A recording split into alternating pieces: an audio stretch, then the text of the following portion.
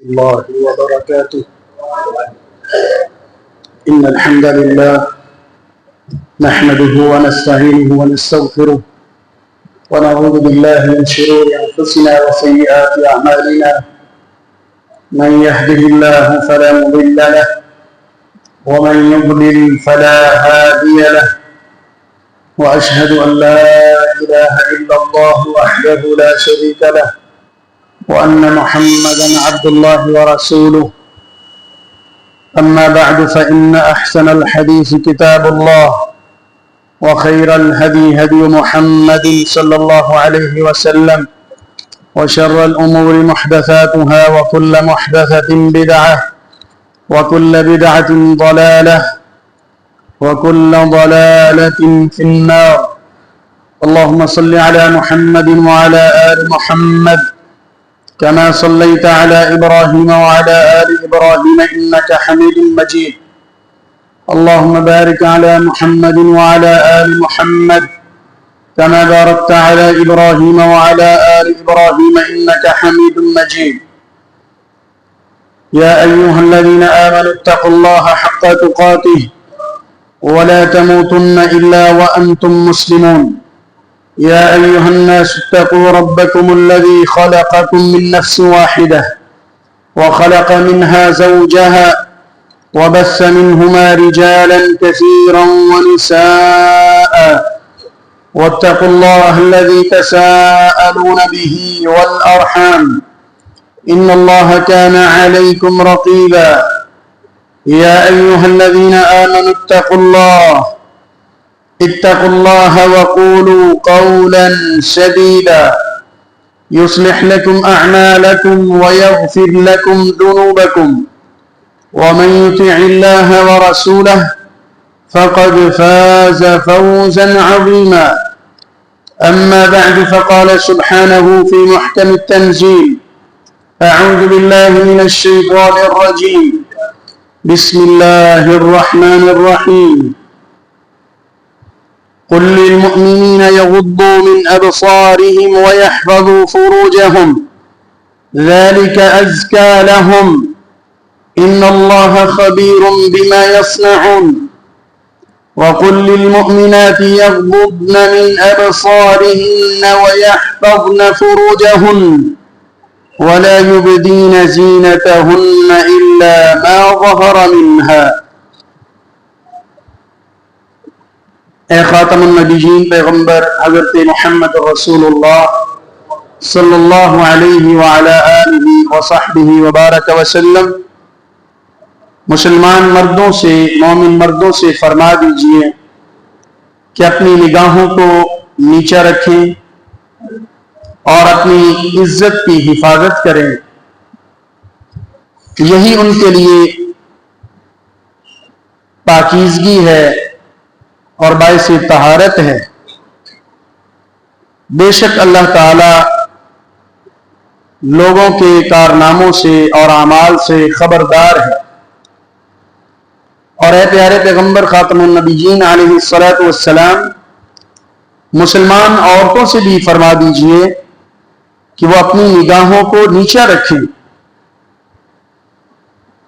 اور اپنی زینت کو ظاہر نہ کریں مگر جو ظاہر ہے. صدق اللہ العلی العظیم وصدق رسولہ النبی الکریم الامین. احباب گرامی، اللہ تبارک و تعالی کا بے حد و حساب شکر ہے جس ذات کبریا نے افراتفری کے دور میں ہمیں خالصتاً اس کی رضا کو پانے کے لیے دنیا کائنات کی بہترین اور خوبصورت جگہوں میں سے ایک خوبصورت جگہ پر جمع ہونے کی توفیق سے نوازا. اللہ تبارک و تعالی قبول فرمائے. درود و سلام، صلوات و تسلیم امام الحرمین سید الثقلین امام الاولین والآخرین سید المؤمنین والمتقین امامنا و سیدنا رسول اللہ صلی اللہ علیہ وعلی آلہ وصحبہ وبارک وسلم کی ذات گرامی پر جو ہمارے لیے اسوہ کامل اور بہترین نمونہ بن کر تشریف لائے۔ اللہ کریم وعلیکم السلام آپ صلی اللہ علیہ وآلہ وسلم کی صورت مبارکہ اور سیرت طیبہ کو اپنانے کی توفیق نصیب فرمائے۔ سامعین و حاضرین، دو خطبے قبل قرآن و سنت کی روشنی میں اس بات کو سیکھنے سکھانے کی کوشش کی گئی کہ دنیا کائنات میں اللہ تبارک و تعالی نے ہمارے معاشرے اور گھر کی زینت اور معاشرے کا بہت ہی اہم رکن یعنی عورت، اس کو بڑا ہی معزز اور نرالا بنایا ہے۔ دنیا کائنات کی ہر عورت، خواہ وہ ماں کے روپ میں ہو جس کے قدموں کے نیچے جنت قرار دی گئی، خواہ وہ بہن کی صورت میں ہو جو بھائیوں کی غمخوار ہوتی ہے، خواہ وہ بیٹی کی صورت میں ہو جسے گھر کی خوشی اور سکون سمجھا جاتا ہے، یا پھر وہ ایک غمخوار اہلیہ اور بیوی کی صورت میں ہو جسے گھر کی زیب و زینت اور خوبصورتی گردانا جاتا ہے، ہر انداز سے ہی اللہ تعالیٰ نے اس کو بے مثال، نرالا اور انتہائی محترم اور معزز بنایا ہے۔ یہ قابل احترام شخصیت ہے، اور اسی لیے تو اللہ تبارک و تعالیٰ نے اس کے لفظ کے بارے میں ہی، اس کے معنی کے اعتبار سے ہی اس کو معزز قرار دیا۔ جو ضابطے اور اصول بعد میں بیان کیے وہ تو ہیں ہی قابل عزت۔ المرأۃ عورہ، جو لفظ عورت ہے خود اس کا معنی ہے کہ چھپی ہوئی اور پردے والی چیز، اور پردے میں وہ چیز ہوتی ہے، یہ بات ہم نے پڑھ لی ہے، سمجھ لی ہے، کہ جو قابل قدر ہو، قابل عزت ہو، قیمتی ہو، جس کی کوئی ورتھ اور ویلیو ہو، تو اللہ تبارک و تعالیٰ نے اس کو یعنی عورت کو نرالا اور انتہائی معزز بنایا ہے، اور اس کو با پردہ رہنے کا حکم دیا ہے۔ اور آپ کو پتہ ہے جو آیت حجاب آپ نے پچھلے خطبے میں سماعت فرمائی تھی، اس آیت کے نزول کا سبب بھی سیدنا عمر بن خطاب رضی اللہ تعالی عنہ کی خواہش اور آپ کی مبارک رائے تھی۔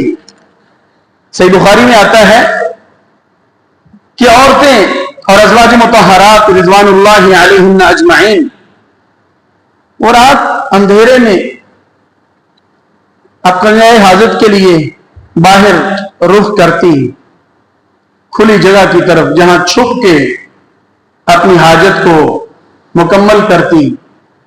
تو سیدنا عمر رضی اللہ تعالی عنہ فرمانے لگے، اللہ کے پاک نبی جی علیہ الصلوۃ والتسلیم، میرا دل چاہتا ہے کہ آپ نا مومنات کو، مسلمات کو حکم جاری کر دیں کہ وہ چھپ چھپا کے جایا کریں، اور ایسا چھپیں کہ کوئی پہچان نہ پائے۔ تو اللہ تبارک و تعالیٰ نے سورۃ الاحزاب کی آیت نمبر 59 نازل فرما دی کہ پیارے پیغمبر علیہ السلام ان کو حکم کر دیں یدنین علیہن من جلابیبہن، یہ جلباب پہنا کریں۔ اور جلباب کی تشریح ہے ایسا کپڑا، ایسی اوڑھنی، ایسی چادر کہ جو سر سے لے کر پاؤں تلک اس طرح سے اوڑھی جائے کہ کوئی حصہ، کوئی عضو بھی نظر نہ آئے۔ اسی ضمن میں یہ بیان کیا جا چکا کہ ہمارا پردہ کیسا ہونا چاہیے، ہم پردے کے اندر کن باتوں کا خیال رکھیں۔ اللہ کے نبی صلی اللہ علیہ وآلہ وسلم نے اس بات کو انتہائی تفصیل سے بیان کیا ہے کہ پردے کی اوصاف کیسے ہونے چاہیے، جو آپ نے سماعت بھی فرما لیے ہیں۔ اب آپ سے عرض کروں کہ پردے کی اہمیت کیا ہے۔ یہ پردہ، یہ عورتوں کو چھپانے کا حکم، یہ نعوذ باللہ من ذالک نہ ہی کوئی ظالمانہ پابندی ہے. سمجھ لیں مرد بھی اور میری بہنیں اور مائیں بھی, نہ کوئی یہ ظالمانہ پابندی ہے اور نہ ہی یہ کسی کے اوپر یا مومن مردوں کے اوپر شک کرتے ہوئے یہ حکم دیا گیا تھا. اگر تو یہ بات ہو تو اس کا مطلب نعوذ باللہ یہ پھر سیدنا ابوبکر صدیق رضی اللہ تعالیٰ عنہ جیسے برگزیدہ لوگوں پہ شک کرتے ہوئے حکم جاری کیا گیا.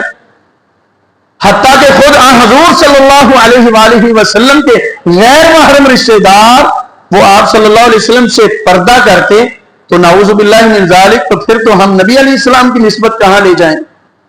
اس کا مطلب یہ ہوا کہ یہ خالصتاً تعبدی حکم ہے.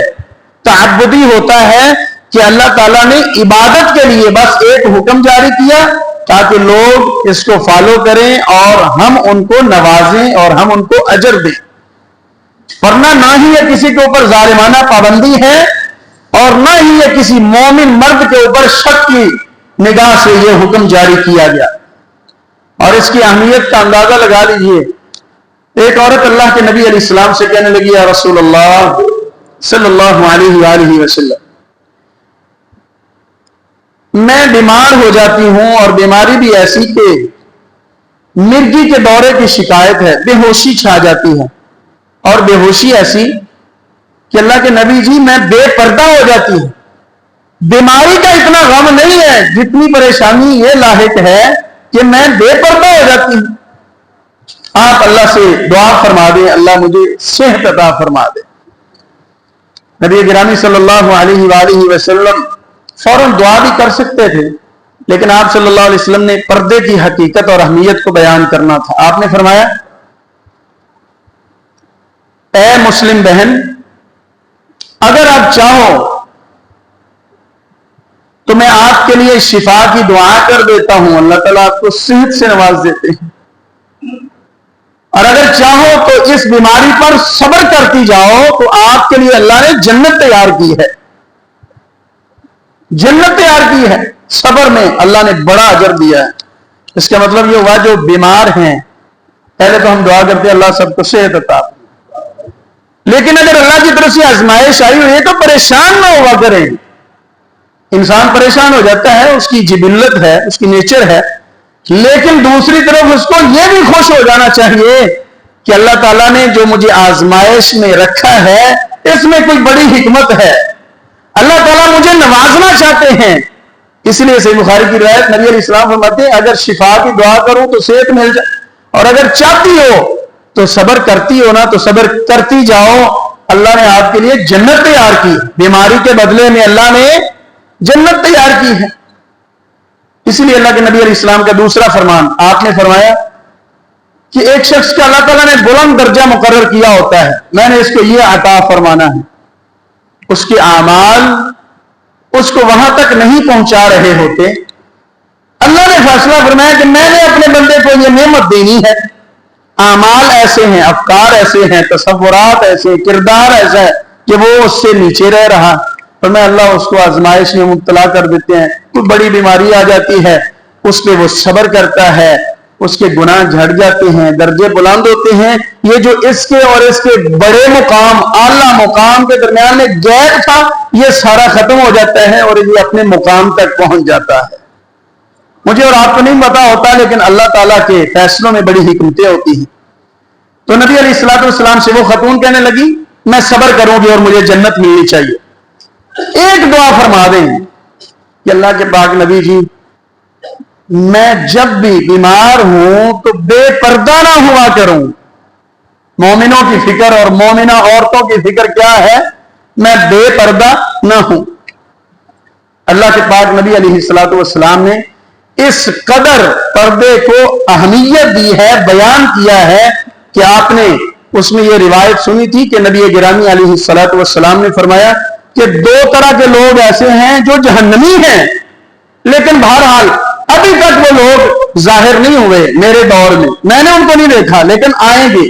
ان میں سے ایک قسم ان عورتوں کی تھی, فرمایا مائلات ممیلات, وہ مردوں کی طرف مائل ہونے والی, مرد ان کی طرف مائل ہونے والے, رؤوسہن کأسنمۃ البخت, اور ان کے سر پہ بالوں کا انداز اور سٹائل یہ جمع کیے ہوئے جوڑا کیا ہوا جیسے عرب کے بختی اونٹوں کی اونچی کوہانیں ہوتی ہیں، اس طرح ان کا انداز ہوگا۔ فرمایا لم یجدن ریحھا، جنت کی خوشبو بھی نہیں پا سکیں گی، والعیاذ باللہ۔ اور جو گھر کے سربراہ ہیں اگر وہ اہتمام نہیں کرواتے، اگر وہ کنٹرول نہیں کرتے تو وہ اس میں برابر کے شریک ہیں۔ اللہ ہم سب کو شریعت پہ عمل کرنے اور کروانے کی توفیق عطا فرمائے۔ احباب، پردہ تو کرنا ہے اور کس طرح کرنا ہے یہ بھی سن لیا، اب کس سے کرنا ہے اور کس سے نہیں کرنا ہے قرآن کریم سے پوچھتے ہیں۔ اللہ تبارک و تعالیٰ نے سورۃ النور کی آیت نمبر 30 اور 31 میں بڑی تفصیل سے مردوں اور عورتوں کو حکم جاری فرمایا، اور ایک ہی حکم، وَقُلْ لِلْمُؤْمِنِينَ يَغُضُّوا مِنْ أَبْصَارِهِمْ، مرد بھی نظریں جھکا کے رہا کر۔ آپ صلی اللہ علیہ وآلہ وسلم نے اپنی صحابی سے کہا لَا تُتْبِعِ النَّظْرَةَ النَّظْرَةَ، ایک کے بعد دوسری نظر آپ کو نہیں دیکھنا چاہیے۔ فَإِنَّ لَكَ الْأُولَى، پہلی میں کوئی حرج نہیں ہے، لیکن دوسری نظر اگر آپ خود سے اٹھائیں گے تو وہ آپ کے لیے جائز نہیں ہوگا۔ اور عورتوں سے بھی سیم وہی الفاظ آیت نمبر 31 میں فرمایا وَقُلْ لِلْمُؤْمِنَاتِ يَغْضُضْنَ مِنْ أَبْصَارِهِنَّ، عورتوں سے کہہ دیجئے وہ بھی نظریں جھکا کے رکھیں، نظریں نیچی رکھیں۔ وَلَا يُبْدِينَ زِينَتَهُنَّ، اور اپنی عزت کی حفاظت کریں اور اپنی زیب و زینت کو چھپائے رکھیں، ظاہر نہ کریں سوائے اس کے کہ جو پہلے سے ظاہر ہے، مثلا ہاتھ ہیں، پاؤں ہیں، یہ اس میں کوئی حرج نہیں، یہ گھر میں آپ رہتے ہوئے۔ فرمایا باقی جسم ڈھانپنا ہے اور یہ جو قدرتی طور پہ ظاہر ہے اس میں گھر میں رہتے ہوئے کوئی حرج نہیں ہے۔ لیکن آگے وہ لوگ وہ لسٹ اور فہرست جاری فرما دی، سورۃ النور آیت نمبر 31، ضرور مطالعہ فرمائیے گا۔ ترجمہ سنیں اللہ کے قرآن کا۔ اللہ فرماتے ہیں وَلَا يُبْدِينَ زِينَتَهُنَّ، اور وہ اپنی زینت کو ظاہر نہ کریں، اپنی زینت کو ظاہر نہ کریں، إِلَّا لِبُعُولَتِهِنَّ، سوائے اپنے خامدوں کے، أَوْ آبَائِهِنَّ، یا اپنے والد کے، اپنے باپ کے علاوہ، او آباء بعولتهن، یا اپنے خامدوں کے باپ یعنی کہ سسر۔ آگے اللہ تعالیٰ فرماتے ہیں او ابنائهن، یا اپنے بیٹوں کے علاوہ، بیٹوں کے سامنے کوئی حرج نہیں۔ او ابناء بعولتهن، یا اپنے خامدوں کے بیٹے۔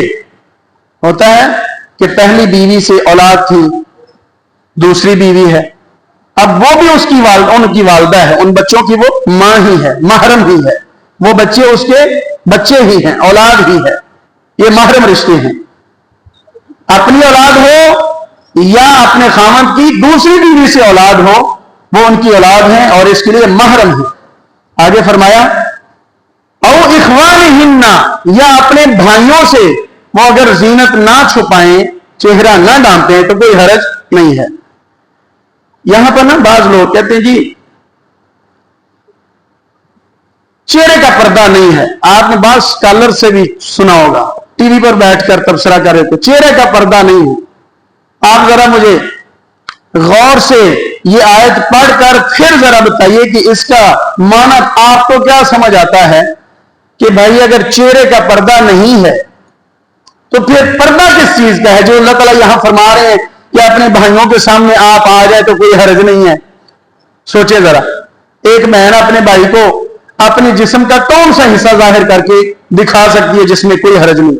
بتائیں جی، جی بلا شبہ یہی چہرہ ہی ہے، اس کے علاوہ تو کوئی بہن یہ گوارا نہیں کرتی ہے، یا کوئی ماں اپنے بیٹے کے سامنے بھلا کیسے اپنے جسم کو ظاہر کر سکتی ہے۔ اسی طرح ایک اور بات اور دلیل، سیدہ عائشہ صدیقہ ہماری ماں جی رضی اللہ تعالی عنہا، آپ کو پتا ہے نا وہ غزوہ میں جب وہ پیچھے رہ گئی تھی اور سارا لشکر آگے چلا گیا اور حضرت صفوان بن معطل سلمی رضی اللہ تعالی عنہ وہ چونکہ وہ قافلے کے پیچھے ان کی ڈیوٹی تھی، وہ تحفظ کے لیے پیچھے رکھا ہوا تھا. اور جب انہوں نے دیکھا کہ حضرت عائشہ رضی اللہ تعالی عنہا ہے، ماں جی ہیں، تو فوراً پڑھا انا للہ و انا الیہ راجعون. حضرت عائشہ جی فرماتی رضی اللہ تعالی عنہا کہ مجھے ان کے انا للہ پڑھنے سے جاگ آئی، اور فوراً فرماتی فخمرت وجہی، میں نے فوراً اپنے جلباب اور اپنی چادر سے اپنے چہرے کو ڈھانپ لیا. باقی تو جسم ان کا ڈھانپا ہوا تھا، انہوں نے فوراً کس چیز کا اہتمام کیا ہے؟ اپنے چہرے کو ڈھانپنے کا. تو میرے پیارے بھائیوں، اگر چہرے کا پردہ نہیں ہے تو پھر پردہ کاہے کا ہوا؟ پھر باقی جسم تو ویسے ہی ایک خاتون، ایک معزز عورت ڈھانپ کے رکھتی ہے، چھپا کے رکھتی ہے، سوائے ان لوگوں کے. اللہ فرماتے ہیں او اخوانہن، بھائی، او بنی اخوانہن، یا پھر بھائیوں کے بیٹے یعنی کہ بتیجے، او بنی اخواتہن، یا اپنی بہنوں کے بیٹے، مراد بھانجے ہیں. آگے فرمایا او نسائہن، یا پھر عورتوں سے پردہ نہیں ہے. آپ اندازہ فرمائیے یہاں اللہ تعالیٰ نے کیا فرمایا ہے. یہ تو ایک مرد اور عورت ویسے ہی سمجھتے کہ عورت کا عورت سے پردہ نہیں ہے، لیکن یہاں بڑی گہری بات ارشاد فرمائی جس کی تشریح ہمارے پیارے نبی صلی اللہ علیہ وآلہ وسلم نے فرمائی ہے. فرمایا ایک عورت دوسری عورت کے ساتھ ایک بستر پر نہ لیٹے، ایک عورت دوسری عورت کے سامنے بھی اپنے سطر کو نہ کھولے. یہ ہوتا ہے نا کہ ایک خاتون مرد کے سامنے تو جی پردہ ہے، لیکن عورتیں آپس میں یا کسی ہاسٹل میں رہتے ہوئے یا ایک گھر میں رہتے ہوئے کہ عورت عورت کے سامنے ڈریس چینج کر سکتی ہے یا نہیں؟ فرمایا نا او نسائہن، عورتوں سے بھی پردہ ہے. ہاں صرف یہ پردہ نہیں ہے جو ظاہر ہے. ظاہر کیا ہے؟ ہاتھ ہے، پاؤں ہے یا چہرہ. اور دوسری حدیث نبی پاک صلی اللہ علیہ وسلم کی غور سے سماعت فرمائیں. آپ نے فرمایا کہ ایک عورت اپنے خاوند کے سامنے کسی دوسری عورت کے محاسن اور خوبیاں بیان نہ کرے. ایک عورت کسی دوسری عورت کے جسم کے بارے، اس کے حسن کے بارے، اس کے خد و خال کے بارے، اس کے محاسن اور اوصاف کے بارے اپنے خاوند کے سامنے قطعاً تذکرہ نہ کرے. پھر فرمایا کہ وہ تو ایسے ہی ہوگا فَتَنْعَتَهَا لِزَوْجِهَا، جب اس نے اپنے خاوند کے سامنے اس کو بیان کر دیا تو ایسے ہی ہوگا جیسے اس مرد نے اس عورت کو دیکھ ہی لیا ہے. وہ تو بے پردگی ہوگی. اور اگر کسی عورت کے بارے میں معلوم ہو کہ یہ عورت بھی عورتوں کے محاسن دوسروں میں پھیلاتی ہے تو ایسی عورتوں کو گھر میں آنا منع ہے. آپ کو پتہ ہے نبی گرامی صلی اللہ علیہ وآلہ وسلم نے جب دیکھا، اختصار سے عرض کرتا ہوں، آپ صلی اللہ علیہ وسلم نے دیکھا کہ ایک مخنث جو مذکر نہ مؤنث بلکہ مخنث، شیمیل، نہ مرد کی جنس نہ عورت کی، اس وقت سے پہلے گھروں میں آنا ان کو الاؤ تھا، منع نہیں تھا. آپ صلی اللہ علیہ وسلم نے دیکھا کہ مخنث ایسی بات کر رہا ہے گھر میں مقرری کہ جی میں آپ کو فلاں عورت کے بارے میں آگاہ کرتا ہوں یا کرتی ہوں کہ اس کا جسم ایسے ایسے ہے. اس نے اس کے حسن کی طرف اشارہ کیا، اس نے اس کے موٹاپے کی طرف اشارہ کیا. حدیث میں الفاظ موجود ہے. آپ صلی اللہ علیہ وآلہ وسلم نے فرمایا الا خبردار لا يدخلن هؤلاء علیکم، آج کے بعد خبردار یہ لوگ آپ کے گھروں میں داخل ہوں، ان لوگوں سے بچ کے رہو.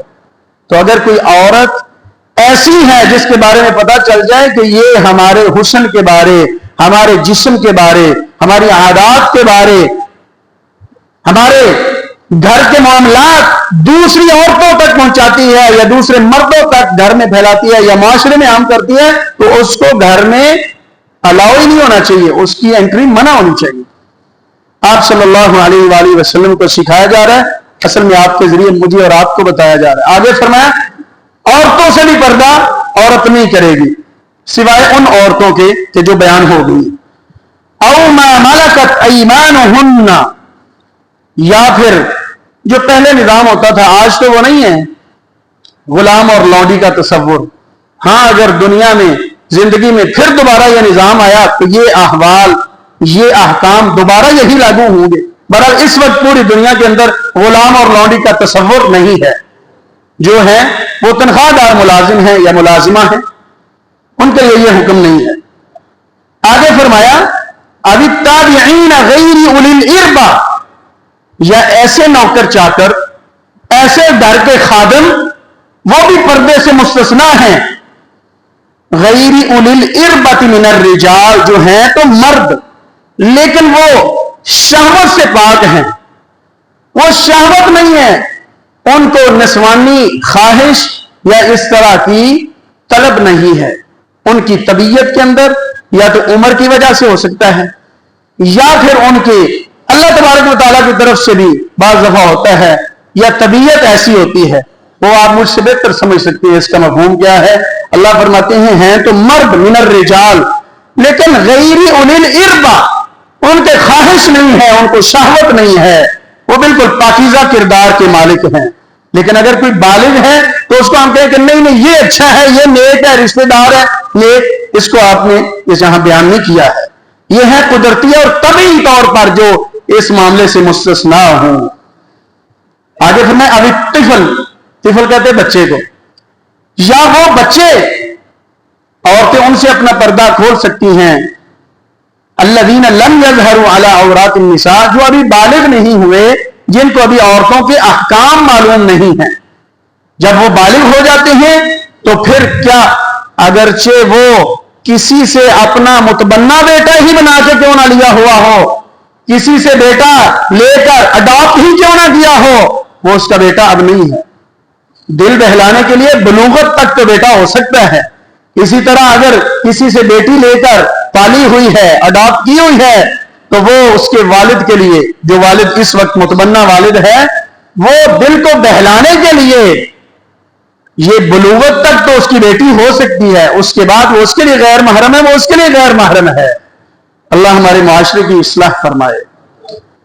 اس کے بعد فرمائے ولا یضربن، صرف یہ رشتے ہیں. یہ قرآن پاک کی سورۃ النور کی آیت نمبر 31 میں بیان ہوئے ہیں. اس کے ساتھ حدیث مبارکہ کو ملا دوں تو اللہ کے نبی علیہ الصلوۃ والسلام نے فرمایا کہ جو رشتے نسب سے حرام ہیں، محرم بنتے ہیں نا، نسب ہوتا ہے نسل سے آگے، خونی رشتے سے، کہ فلاں کا بیٹا، فلاں کا بھانجا، فلاں کا بھتیجا، فرمایا اسی طرح ہی وہ رشتے رضاعت سے بھی حرام ہو جاتے ہیں. رضاعت کیا ہے؟ دودھ پلایا ہے. اب جس نے دودھ پلایا ہے کسی بچے کو تو وہ اس کی والدہ قرار پائی ہے، تو وہ اس کا رضائی بیٹا ہے. جیسے ہمارے پیارے نبی صلی اللہ علیہ وسلم کی والدہ محترمہ سیدہ ماں جی حلیمہ تھی اور بہن ماں جی شیمہ تھی. اسی طرح جیسے حقیقی بھائی ہیں اسی طرح رضائی بھائی ہے. حقیقی والد ہے، رضائی والد ہے. اسی طرح حقیقی بیٹا ہے، رضائی بیٹا ہے. یعنی کہ وہ رشتے جو رضاعت کی وجہ سے بن جائیں وہ بھی اس میں شامل ہو جائیں گے. یہاں پر بعض دفعہ آپ نے کسی اسکالر سے بھی یہ بات سنی ہوگی، میں پھر ذکر کرتا ہوں. بعض دفعہ لوگ حوالہ دے دیتے ہیں کہ جی فلاں جگہ کوئی مولوی صاحب سے انہوں نے بیان کی. بھائی میں آپ کو اللہ کے نبی علیہ السلام کا فرمان سنا رہا ہوں، نبی صلی اللہ علیہ وسلم کا حوالہ دے کے بتا رہا ہوں. مولوی صاحب ہوں یا کوئی غیر مولوی ہو، بات تو قرآن حدیث کی مانی جائے گی. کہا جاتا ہے جی جو ہے نا سسٹر ان لا، وہ بھی اپنا پردہ اپنے بہنوئی کے سامنے، وہ اس کو پابندیاں نہیں ہیں. سسٹر ان لا جس کو ہمارے لفظ میں سالی کا لفظ بولا جاتا ہے، بہن ہے، نسبتی بہن. جیسے برادر نسبتی ہے اسی طرح یہ نسبتی بہن ہے. دلیل کیا دی جاتی؟ کہا جاتا ہے کہ یہ چونکہ اب اس کے ساتھ جب تک یہ بیوی موجود ہے تو اس کے ساتھ یہ شادی نہیں ہو سکتی. ظاہر ہے دو بہنوں کو ایک گھر میں نہیں رکھا جا سکتا. ہاں اس کی طلاق کے بعد یا اس کی وفات کے بعد شادی ہو سکتی ہے. پیارے بھائی یہ جو پابندی ہے نا، اس سے شادی نہیں ہو سکتی، یہ وقتی پابندی ہے، موقتاً حرام ہے. یہ ہمیشہ کے لیے حرام نہیں ہے پابندی. ورنہ حدیث میں آتا ہے حضرت اسماء بنت ابی بکر صدیق رضی اللہ تعالی عنہما وہ اللہ کے نبی علیہ الصلوۃ والسلام سے پردہ کرتی تھی، اپنے جسم کو چھپاتی تھی۔ اب نبی پاک علیہ السلام سے بہترین انسان یا شخص دنیا میں ہو سکتا ہے؟ سوال ہی نہیں پیدا تھا، کوئی مومن بلکہ کوئی انسان بھی نہیں کہتا۔ اب وہ آپ صلی اللہ علیہ وسلم کی نسبتی بہن ہے، حضرت عائشہ کی بہن ہے رضی اللہ تعالیٰ عنہ، لیکن آپ صلی اللہ علیہ وسلم سے انہوں نے اپنا ستر یا پردہ نہیں کھولا ہے، اپنے جسم کو ڈھانپا ہے، اور نہ ہی آپ نے فرمایا ہے کہ یہ آپ کے اوپر پابندی نہیں ہے، کیونکہ آپ کے اوپر تو یہ پابندی اللہ کی طرف سے ختم ہوئی۔ اس لیے یہ جو رشتے ہیں نا، یہ جو عارضی طور پہ منع ہوتے ہیں، یہ بھی اسی میں آئیں گے جو اللہ تعالیٰ نے منع فرمائے ہیں، جن سے پردہ کرنا ہے، جن سے نہیں کرنا تھا وہ یہاں بیان فرما دیے۔ سورۃ النور پارہ نمبر 18 آیت نمبر 31۔ اللہ اکبر۔ میرے پیارے بھائیوں، نبی گرامی صلی اللہ علیہ وآلہ وسلم نے یہ ساری باتیں بیان کر کے قرآن پاک کی آیت نمبر 31 کا اختتام کیسے ہو رہا ہے؟ فرمایا وَلَا يَضْرِبْنَ بِأَرْجُلِهِنَّ لِيُعْلَمَ مَا يُخْفِينَ مِنْ زِينَتِهِنَّ، اور اپنے پاؤں کو، مومن عورتوں، مومن خواتین، مسلمان بہنوں اور بیٹیوں سنو، وَلَا يَضْرِبْنَ بِأَرْجُلِهِنَّ، زور زور سے اپنے پاؤں کو ایسے مار کر نہ چلو۔ ضرب یضرب کا معنی ہوتا ہے مارنا، پاؤں کو زور سے مار کے چلنا۔ فرمایا چلنے میں، آپ کی چال میں بھی حیا ہونی چاہیے، زور سے پاؤں مار کے چلنا، خواہ وہ ہیل والے جوتے پہن کے چلنا ہو یا پھر پایا زیب پہن کے چلنا ہو، پاؤں میں جو چاندی کے زیورات پہنے جاتے ہیں وہ ہوں، یا کوئی بھی چیز ہو، خلاصہ ہی بیان کر دیا۔ اور میں تمہارے چلنے چال میں بھی حیا ہونی چاہیے، صرف نظر آنے میں نہیں، کسی کو تمہاری بے حیائی سنائی بھی نہیں دینی چاہیے۔ وَلَا يَضْرِبْنَ بِأَرْجُلِهِنَّ، پاؤں مار کے نہ چلو، لِيُعْلَمَ مَا يُخْفِينَ مِنْ زِينَتِهِنَّ، تاکہ جو آپ کی پوشیدہ زینت ہے وہ بھی کسی کو معلوم نہ ہو۔ آگے فرمایا وَتُوبُوا إِلَى اللَّهِ جَمِيعًا أَيُّهَا الْمُؤْمِنُونَ، اے مومنوں سارے توبہ کرو۔ وَتُوبُوا إِلَى اللَّهِ جَمِيعًا، سارے کا سارا معاشرہ توبہ کرے، ایک نہیں، ایک گھرانہ نہیں۔ اے اللہ تو نے کہا ہے اور ہم مانتے ہوئے کہتے ہیں اللہ ہم سب توبہ کرتے ہیں، ہم سب کو تو معاف فرما۔ فرمایا جب سب توبہ کریں گے لعلکم تفلحون، تو پھر ہم لوگوں کو کامیابی عطا فرما دیں۔ آباد کرام رسول اللہ صلی اللہ علیہ وآلہ وسلم نے پردے کے پیش نظر ہی اس عزت اور عفت اور حیا اور پاک دامنی کو فروغ دیتے ہوئے ہی یہ ارشاد فرمایا تھا، یہ بھی سورۃ النور کے اندر ذکر ہے۔ فرمایا اے ایمان والو، اب مردوں پہ ارشاد ہے، لا تدخلوا بیوتا غیر بیوتکم، اپنے گھر کے علاوہ کسی گھر میں نہ جانا، حتی تستأنسوا وتسلموا، جب تک اجازت نہ لے لو اور سلام نہ کر لو۔ ہمارے یہاں معاشرے میں آج بھی پڑھا لکھا دور ہے، 2024 میں بھی آپ دیکھیں گے ایسے گھرانے مل جاتے ہیں کہ جہاں نہ اجازت، نہ نوک کرنا، نہ سلام کرنا، بلکہ بس یہ کہتے ہوئے کہ جی سادہ آپ ہی کا آ رہے ہیں، اور اندر سے آواز آتی ہے، اگر باہر سے آواز نہیں آتی تو اندر سے آتی ہے، آجو بھائی جان تو آپ ہی کا آ رہے ہیں۔ کہاں لکھا ہے آپ کا اپنا گھر ہے؟ یہ کہاں لکھا ہوا ہے؟ پھر بعد میں ہم ہی پریشان ہوتے ہیں کہ نہیں یہ شریعت صحیح کہتی تھی، یہ اللہ رسول کی بات صحیح تھی۔ مجھے یہاں ایک ساتھی موجود ہیں، آج بھی جمعے میں موجود ہیں، انہوں نے بات کہی، کہتے جی ہم نے رشتہ کیا اور رشتہ داری طے ہو گئی، تو ہماری جو بہو تھی نا، بہو اس کے والد صاحب ملنے کے لیے آئے، تو ہم نے کہا آجائے، بسم اللہ، سو بسم اللہ۔ ان کے ساتھ ان کے اور رشتہ دار بھی تھے جن میں ایک داماد بھی تھا۔ وہ کہتے جی بیٹھک میں بیٹھ گئے اور اس کے بعد کہا کہ چلیں اب اندر چلتے ہیں، بیٹی سے ملتے ہیں۔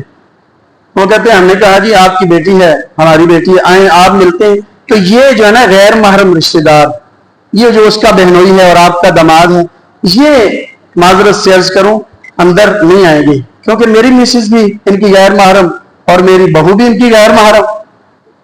یقین جانے وہ کہتے ہیں کہ وہ 2 لمحے رکے تو وہ کہتے کہ چلو پھر نا پھر مل لواں گے۔ اتنے مجبور ہو گئے ہیں ہم، ایک طرف شریعت ہے اور ایک طرف ہماری رشتے داریاں ہیں، اور وہ شریعت بھی ہماری ہی عزت کو، پاک دامنی کو اور عفت کو بحال رکھنے کے لیے، محفوظ رکھنے کے لیے وہ اقدام کرتی ہے۔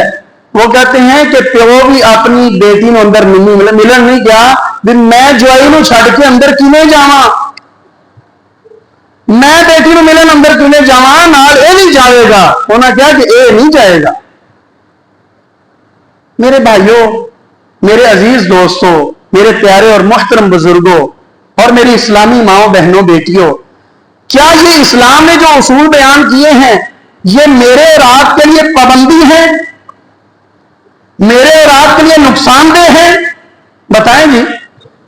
سراسر فائدہ ہے، خدا کی قسم فائدہ ہی فائدہ ہے جب بندہ سمجھ جائے کہ اس میں دونوں گھرانوں کا فائدہ ہے، دونوں گھرانوں کا فائدہ ہے۔ میں جانتا ہوں، خود ہمارے ساتھ لوگ ڈسکس کرتے ہیں، کہتے جی بس انگیجمنٹ ہو گئی تھی بہن کی، اور اس کے بعد نا بس ایک دوسرے کے مزاج کو سمجھنے کے لیے نا وہ بس آؤٹنگ کے لیے بھی چلے جاتے تھے۔ کون؟